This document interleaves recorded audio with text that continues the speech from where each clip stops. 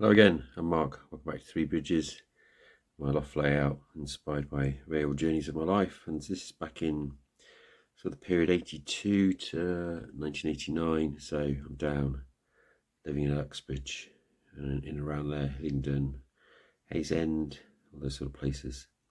And I used to pass through Harrow on the Hill every time I obviously came down from Aylesbury on the train to go up to Uxbridge and then going home again, or if I was travelling into London, but obviously didn't get out at that point. I've never walked up this road. This is Station Road. It's at the end of the platform, so the station up in the loft is back over there. But when I was looking on Google Maps for inspiration, this bridge seemed a perfect opportunity to sort of frame the whole Harrow on the Hill scene. And then when I looked, you sort of see the back from the station with all the trunking and the cables and everything.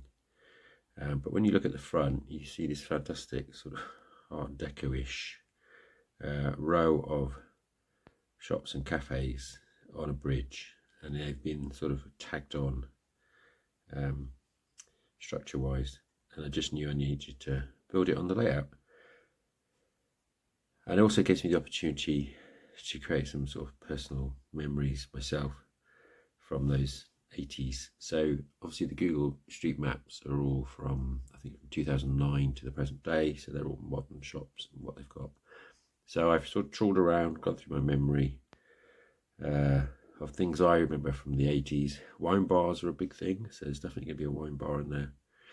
You've always got a fish and chip shop, so you want one of them. And then a few other memories as we go along of things mundane things we did as students, like buying a freezer. More of that later. Anyway, so there's 8 units to create. Okay, I don't plan a lot of the scratch build in detail. I just sort of wing it as I go along. So far all I've done is I drew up all this in Inkscape just because it's easier to. So these are the back of it, and you can see the windows. I'm going to have a brick fascia go on here, but I'll cut out the hole so that these windows will show through. I'm not going to bother making them as perspex windows because you're hardly ever going to look at this side of it. You'll just get the indication that there's windows there, and in fairness they're probably dark anyway. And then if I remove the front, so that is still to be worked on. I've kept that a separate piece because I know I need to cut out the openings so that the shop fronts can stick this side of it, and I build it up from the other side. And at the back it is basically just a bland brick. You don't see a lot of this because the trunking, there's a little passageway. Somebody did spot that on YouTube last time. And then all the London Underground trunking and cabling all sits in front. That'll be a separate one because I think I'll need to order some more Tim Surf stuff to help me do that as well. So I've done the far end. You don't really ever see that at all because that's what I'm going to be doing at the back. The building's not completely square, it's on a slight angle again, sort of wedged, and same with that one. And then at this end you basically have this higher facade that sits going around. So there's a flat roof on here. That'll be easy to put in later on.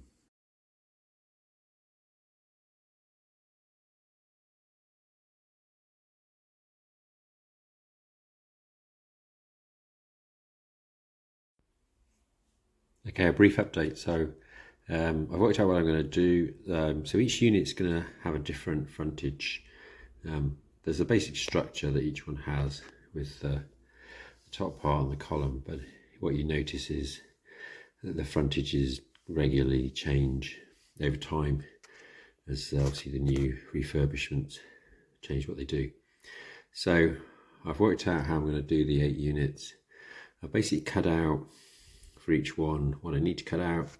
This one's being left solid, and I'm going to have a shutter over it because I've got that's why I actually have the join between the 2 pieces of sort of A4, and then I've started at this end now. So there's some old detail that you get on these units, the old stonework, which is quite lost today, but I really like it, so I'm going to try and add a lot of that first and along the top, then I'll paint it all up in the sort of off-white, and then I'll start working on the interiors.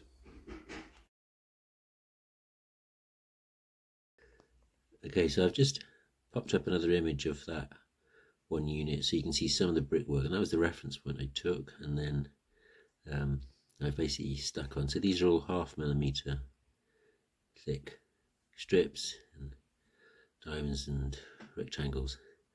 I'm just trying to build up that sort of structure, and then when I paint over it, I'm hoping I'm going to spray paint it that the gaps will just subtly show up between each of the shops. So there's the M1, so there's a door on the angle,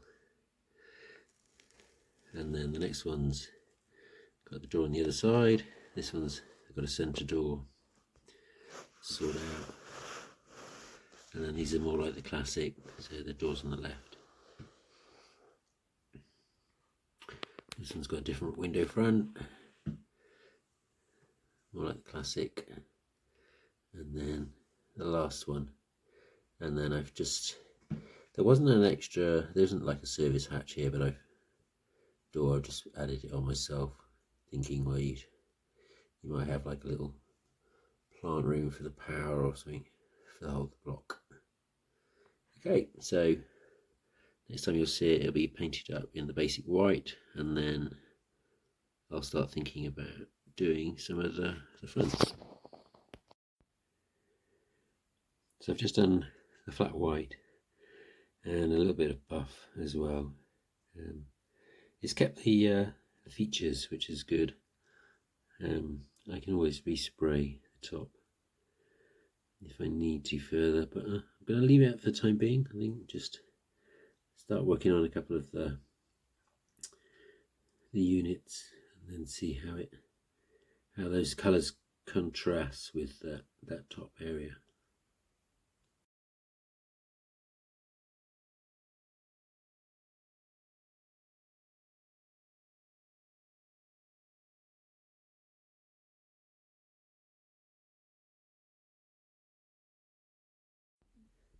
So I'm just working on the next unit next to the off license. So what I use is the plastic sleeve that the Eco Track comes in. So this stuff, it's a lot more rigid, but it's very clear, and so it doesn't wrinkle too much. So, and obviously, having bought 56 points for lower deck, I've got plenty of it. So to glue it to the card, I use super glue, and the only issue is you just got to make sure you don't get any of the super glue in the front part. So just a few little spots. It will frost it if you do. So if you wanted to do frosted glass that was I suppose steamed up, then let the frosting go. So that's the first one, and then I've done the same down here at the final tap. So as you can see, you get the angle of the light right, and then that image is just to print out, and it's stuck behind. I've not set it back, but obviously the image shows all the interior of the shop set back anyway, so that sort of helps. Well, I knew I needed to include this in the layout because as students, we 5 of us in a flat and the smallest fridge in the world with a little ice box at the top. And being students, we lived on frozen food, mainly chips and pies, for about a year. So, beginning of the term, we went out and bought a freezer for about 70 quid. Second hand, obviously, and I think at the end of the year we sold it for 80 quid. So, anyway, if anyone in the UK will know Selfridges, it's a big department store. So when I saw this online, it just made me laugh. So I just need to fit the door. You can see the insert's set back quite a bit, just to give it that depth. And I won't attach this till the very end. There's a couple of shops that'll be like this. but at the moment it's a lot easier to align things up whilst this is still a thin sheet.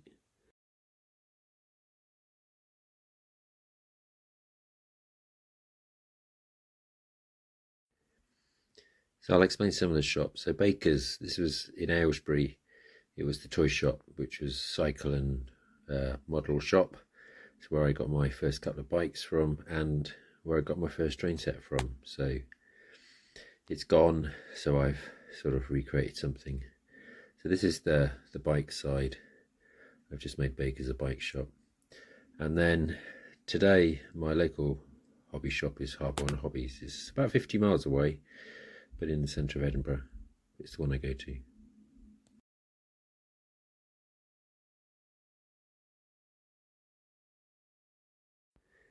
There's two last units to do. So I've got the wine bar and still need to fix the door, and I'm going to do an interior and the unit on the end as well. I'm going to do an interior for that one because you can see it more.